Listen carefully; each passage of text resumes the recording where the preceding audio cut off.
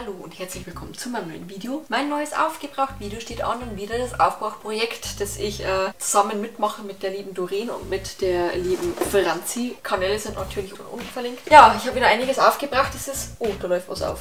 Okay. Ich stelle es nicht auf die Hose. Nein, ich habe wieder einiges aufgebraucht. Es ist dieses Mal aber etwas weniger, weil ich das Video tatsächlich schon früher drehe. Normalerweise drehe ich es immer kurz vor dem 15. Und heute ist erst der 10. Ja, okay, dann hätte ich es auch in 3 Tage gedreht. Aber dieses Mal habe ich einfach weniger aufgebraucht. Hier stehen noch die Sachen, die eben zu diesem Aufbrauchprojekt zählen. Und das sind die Sachen, die ich noch extra aufgebraucht habe. Ja, und die will ich euch natürlich zeigen. Und wie jedes Mal fangen wir zuerst an mit dem Aufbrauchprojekt. Ich lese euch kurz vor, was wir aufbrauchen hätten sollen. Und zwar hätten wir aufbrauchen sollen im März. Reinigung, einmal eine Reinigung. Also es ist der Monat Gesicht, deswegen denke ich mal eine Gesichtsreinigung. Einmal ein Peeling, einmal ein Gesichtswasser, einmal Augenpads, zweimal Tuchmasken, zweimal Crememasken, eine Lippenpflege und eine Gesichtscreme. Und ja, ich habe es auch diesen Monat wieder geschafft. Bin begeistert. So begeistert, dass ich es geschafft habe. Ich bin richtig stolz auf mich. Tatsächlich, also zurzeit bin ich echt gut im Aufbrauchen. Leider kommt genauso viel noch, wie ich aufbrauche, deswegen bringt es noch nicht sehr viel. Aber ich brauche wenigstens schon mal auf, es wird nicht mehr. Ja, wir gehen einmal durch. Also, Reinigung habe ich einmal aufgebraucht. Da habe ich jetzt den Reinigungsschaum genommen. Tut mir leid, den halte ich auch nicht näher hin, weil der sieht echt abartig aus. Und zwar habe ich vom Bio Vegan Skin Food den Organic Cranberry Cleansing Foam gekauft. Und muss ehrlich sein, der schimmelt sogar hier schon ein bisschen. Obwohl ich sagen muss, der ist jetzt schon eine Zeit lang in der Tüte. Bei mir hat der noch nicht geschimmelt. Und dann hätte es runtergekratzt. Ja, der war da gleich in den Müll. Nein, den habe ich einmal aufgebraucht. Den fand ich nicht gut. Ehrlich, den fand ich leider überhaupt nicht gut. Der war irgendwie gleich weg. Das war nichts in der Hand.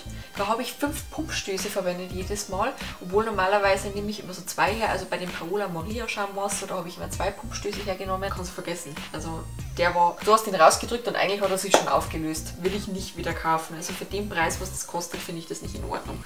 Finde ich einfach nicht gut. Dann habe ich einmal das Peeling aufgebraucht. Und zwar habe ich hier verwendet, einmal in der Dusche von Nivea Essentials, 1 Minute Urban Detox Maske, klären, sanfter Peeling-Effekt mit weißer Tonerde. Also ich habe das nicht als Maske, sondern als Peeling verwendet. Habe mein Gesicht unter der Dusche damit gepeelt und ab und zu habe ich es dann tatsächlich diese 1 Minute einwirken lassen, aber meistens habe ich es gleich wieder abgespült. Deswegen ist es für mich auch unter der Kategorie Peeling und nicht Maske. Genau, also einmal diese, weil ich verwende immer unter der Dusche Gesichtspeeling. Das mag ich einfach, die ganze Schminke und alles runter und deswegen, da habe ich das verwendet. Das war auch tatsächlich echt gut. Das hat so ein bisschen die Haut frisch gemacht, vor allem bei meiner jetzt fettigen Haut, also fettigen Mischhaut, ist es echt angenehm, wenn dann mal das ganze Ölige runterkommt und das tut es mit dir. Ne? Genau, das war aber noch nicht alles. Und zwar habe ich noch aufgebraucht, das war jetzt Reinigung, Peeling, das Gesichtswasser. Gesichtswasser an sich habe ich leider nicht. Ich habe jetzt dafür Micellenwasser genommen, weil ich tatsächlich nur Micellenwasser habe oder Toner. Und da habe ich mir gedacht, passt Micellenwasser jetzt besser. Und da habe ich aufgebraucht von La Roche-Posay das Eau Micellar Ultra, ja, hat seinen Job erledigt. Das hat auf jeden Fall das Make-up runtergenommen, habe ich sehr gerne verwendet. War nicht schlecht. Es hat tatsächlich sehr lange gebraucht, bis ich diese kleine Dose aufgebraucht habe. Hätte ich nicht gemeint. Aber jetzt habe ich sie endlich weg und habe, ich glaube, das gleiche nochmal in kleiner da stehen. Aber es ist weg. Nein, das musste jetzt weg. Das war, glaube ich, schon relativ alt. Aber es war auf jeden Fall nicht schlecht. Für den Preis wieder kaufen, weil La Roche-Posay ist ja jetzt nicht billig. Ich glaube eher nicht. Dann einmal Augenpads habe ich aufgebraucht. Die von... Habe ich das so aufgerissen? Okay. Einmal die von Schäbens Hyaluron Hydrogel Augenpads Cooling Effekt. Reduziert sichtbar Augenschatten und Schwellungen. Die waren tatsächlich gut. Und vor allem, die waren nicht so dick. Also ich habe viele Augenpads bis jetzt gehabt, die so dick waren, aber irgendwie trotzdem keine Feuchtigkeit gespendet haben. Und die waren echt gut. Die waren schön dünn, die haben schön Feuchtigkeit gespendet, vor allem auch gekühlt, was ich mega finde. Also die würde ich tatsächlich auch wieder kaufen. Die finde ich nicht schlecht. Das sind übrigens mit Hyaluronsäure und Panthenol. Kann ich empfehlen. Dann waren das die Augenpads, habe ich 2-mal Tuchmasken aufgebraucht. Und zwar einmal das war von Flaconi, die Facial Sheet Mask Avocado und Shea Butter Moisturizing and Nourishing. Die war so gut. Die hätte ich eine Stunde drauf lassen können. Die hat immer noch Feuchtigkeit gespendet. Und das Gesicht war danach, ich finde, ein bisschen aufgehellt und wahnsinnig weich. Wahnsinnig weich. Also ich fand die echt mega, mega gut.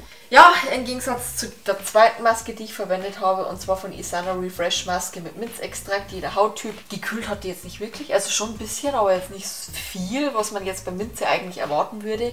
Und ich mochte das Tuch nicht.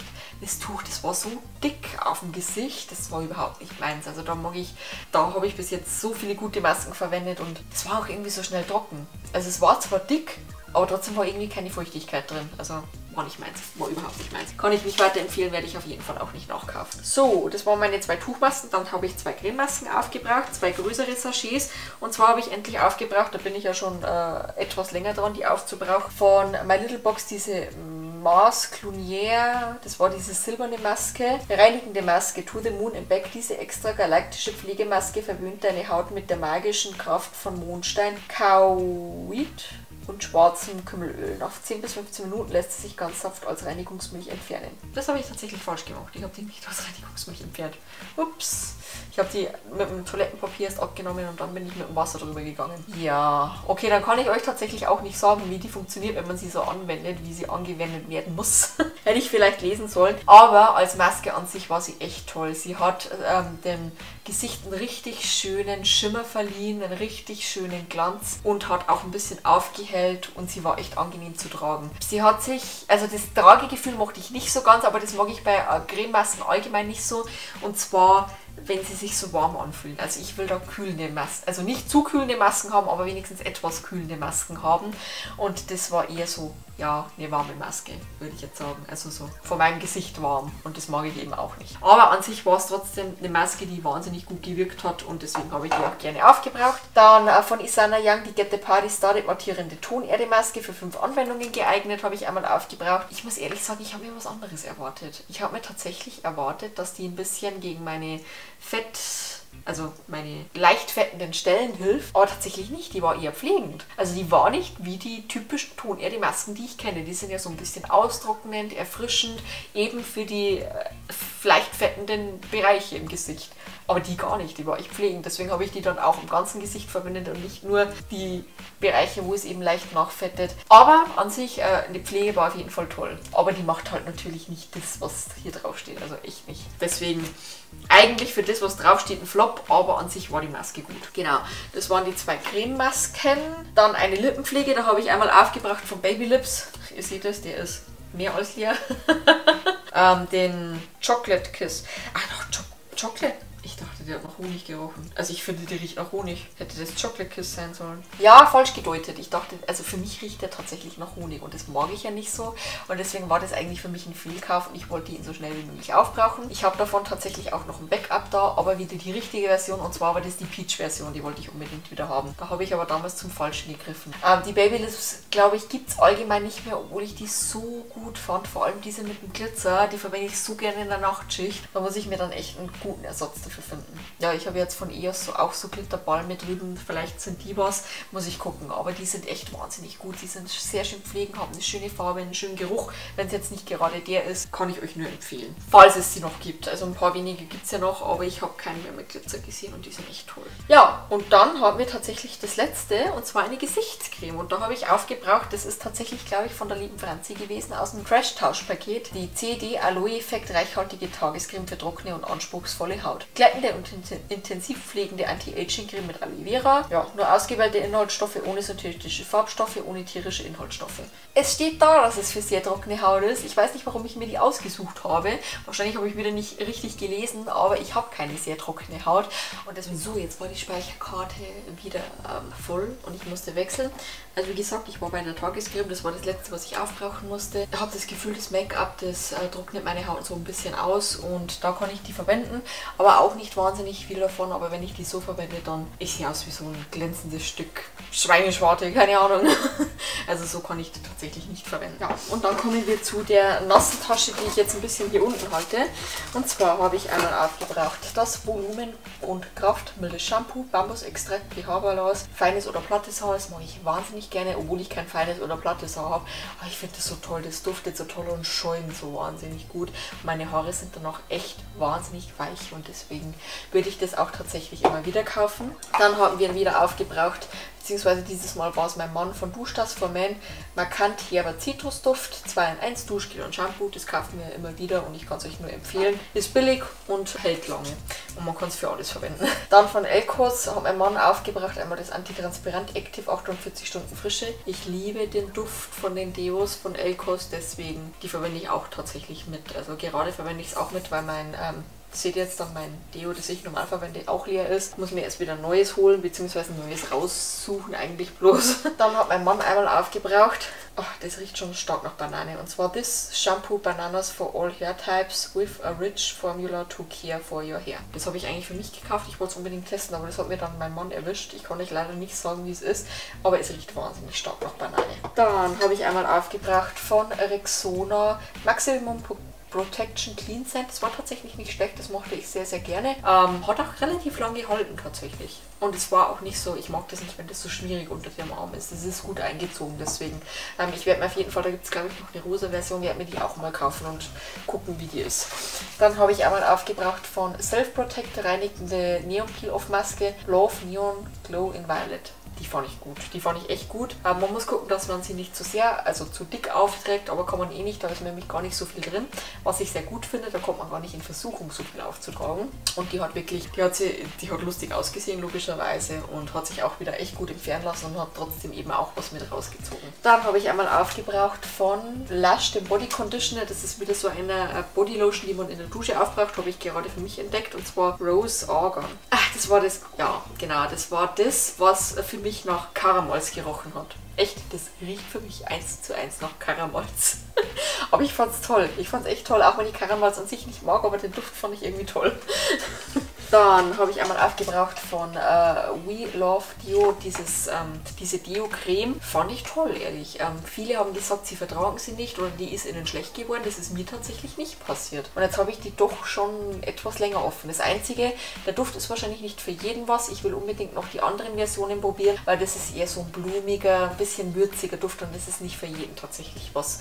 Ich fand den aber tatsächlich nicht schlecht und was ich gut fand, das fühlt sich nicht so cremig an unter den Armen, das mag ich ja nicht, sondern die ist auch eingezogen, was ich nicht gedacht hätte und hat tatsächlich auch relativ lange gehalten. Also ich fand die echt gut, für das, dass es ein Deo-Creme ist. Dann habe ich einige Masken aufgebracht, beziehungsweise auch eine Haarconditioner, und zwar habe ich mir ja meine Haare gefärbt, da habe ich die 2 Haarconditioner wieder aufgebraucht, die finde ich mega. Bin ich froh, dass die mit dabei sind, dass die Haare wieder ein bisschen beruhigt werden. Dann habe ich einmal aufgebracht von Balea die White Chocolate Maske. Ich fand die so gut. Ich würde die tatsächlich auch wieder kaufen, wenn es sie geben würde. Wo mein Mann wahrscheinlich aber nicht so amused drüber wäre, denn er fand die grauenvoll, weil dann mein Gesicht so stark danach gerochen hat und der fand es nicht gut. Aber ich mochte es echt gerne. Also die Pflegekraft war sehr, sehr gut und auch der Duft war echt mega. Da bekomme ich jetzt mal Hunger zwar davon, aber die hat so gut gerochen. Aber vielleicht gut, wenn es sie nicht mehr gibt, dann muss sie mein Mann auf jeden Fall nicht mehr riechen. Dann haben wir von Balea, beziehungsweise ich von Balea einmal aufgebracht, die straffenden Hydrogel-Augenmasken. Die fand ich jetzt nicht sonderlich gut. Die waren sehr dick und irgendwie recht viel gemacht haben die tatsächlich nicht. Also nicht so, dass ich sie mir nochmal kaufen würde. Tatsächlich, die ist mir auch nicht im Kopf geblieben, als wenn sie irgendwas besonders gekonnt hätte. Dann einmal das Nachtkonzentrat Repair von Schäbens. Werde ich mir nicht mehr kaufen, es ist nämlich ein Öl. Und mit Öl komme ich nicht ganz so klar, weil ich eh schon ölige Haut habe. Und ich musste die tatsächlich auf mehrere Male verwenden. Also normalerweise ist das ja, glaube ich, eine Anwendung, aber ich musste da sparsam mit umgehen, weil sonst tatsächlich meine Haut so nachgefettet habe. Und also ich werde es mir nicht mehr kaufen, waren aber an sich nicht schlecht, sagen wir es mal so. Wer auf so Öle steht, dem kann ich es empfehlen. So, und dann habe ich noch aufgebraucht, beziehungsweise mein Mann hat es auch aufgebraucht, ja. Und zwar von Balea Schönheitsgeheimnisse Shampoo Manuka Honig für geschädigtes Haar. Der Duft war so stark nach Honig. Nein, war überhaupt nicht meins. Überhaupt nicht. Ihr wisst, ich mag keinen Honig, ich mag weder den Duft noch den Geschmack. Deswegen habe ich das gleich an meinen Mann weitergegeben. Ich habe es einmal probiert und ist es gleich weitergewandert. Aber mein Mann hat sich gefreut, der mochte das. Und dann habe ich noch aufgebracht einmal die passende Lippenmaske dazu. Auch wie bei der Augenmaske nichts Besonderes, ehrlich. Außer, dass sie vielleicht ein bisschen schöner ausgesehen haben, aber sonst. Genau, und dann habe ich noch einmal aufgebraucht Once Upon a Time Body Lotion. Das war die rosane. Das war ein eher blumiger Duft. Blumig, süßer Duft. Fand ich jetzt auch nicht schlecht. Mir hat aber der andere tatsächlich besser gefallen. Aber wie gesagt, ich habe die für mich entdeckt, die Body Conditioner. Body Conditioner ist im Endeffekt in der Dusche sich eincremen, nochmal abspülen und dann ist die Haut weich. Und danach war sie aber auch weich, auch wenn ich es abgespült habe. Und das habe ich, jetzt habe ich auch wieder einen Body Conditioner drin. Irgendwie tue ich mich da leichter, weil wenn ich schon draußen bin, dann will ich gleich auf die Couch. Ja, weil mir da meistens schwindelig ist. Muss ich ehrlich zugeben, ich dusche etwas zu heiß. Und dann habe ich noch aufgebraucht. Das ist voller Dreck. Ich glaube, ich muss mal die Tüte waschen. Und zwar habe ich mal noch aufgebraucht, das zeige ich euch jetzt auch nicht genau und werde es auch nicht aufmachen, von Essence das Get Picture Ready Long Lasting Compact Make-up. Ist ja echt Zeit geworden, da das sehr, sehr alt ist und das musste jetzt einfach weg und es war nicht schlecht. Es war sehr hell, sogar für meine Verhältnisse sehr hell. Es hat auch gut, ja, mittelgut gedeckt, würde ich sagen. Es ist nicht mein Lieblings-Make-up, aber es war jetzt auch nicht schlecht. Ich habe es gern verwendet, aber es gibt sowieso nicht mehr, also nachkaufen kann ich es dann sowieso nicht. Da ist unten auf jeden Fall ein Schwämmchen drin, oben ein Spiegel, in der Mitte das Produkt. Ich fand es nicht schlecht. Wenn es noch geben würde, würde ich es vielleicht tatsächlich auch nachkaufen. Ja, aber ist ja eh nicht möglich. Und ihr seht es, das ist alles, was ich aufgebraucht habe. Ich habe mein Aufbrauchprojekt Gott sei Dank eingehalten, wo ich mich mega freue und ich habe noch einiges zusätzlich aufgebraucht. Also zurzeit läuft es für mich, finde ich toll, weil ich mich echt schwer tue, manchmal Sachen aufzubrauchen, weil ich sie oft auch gar nicht aufbrauchen will. Das war es jetzt mit dem Video. Wenn euch das Video gefallen hat, natürlich sehr gerne einen Daumen nach oben da lassen. Schaut auf jeden Fall bei der lieben Franzi und bei der lieben Doreen vorbei, ist alles hier oben verlinkt. Die machen das Aufbrauchprojekt auch, die haben das ins Leben gerufen. Ich bin ja sozusagen bloß ein Mitläufer, der da mitmacht, aber ich finde es mega cool. Bei ihnen ist es bloß so, die bringen es am 1. des Monats online, aber da ich später gestartet habe, eben am 15., bringe ich es auch erst am 15. online, weil ich es einfach eher nicht schaffe, die Produkte aufzubrauchen, weil ich ja logischerweise später angefangen habe. Aber würde mich freuen, wenn ihr da vorbeischaut und einen lieben Gruß da lasst und ihr könnt mir auf jeden Fall in die Kommentare schreiben, ob ihr eines der Produkte kennt und wie ihr sie findet. Eure Meinung interessiert mich natürlich auch und bestimmt auch die anderen. Hilft ja den anderen auch. Vielleicht habt ihr eine total andere Erfahrung mit einem Produkt von hier gemacht.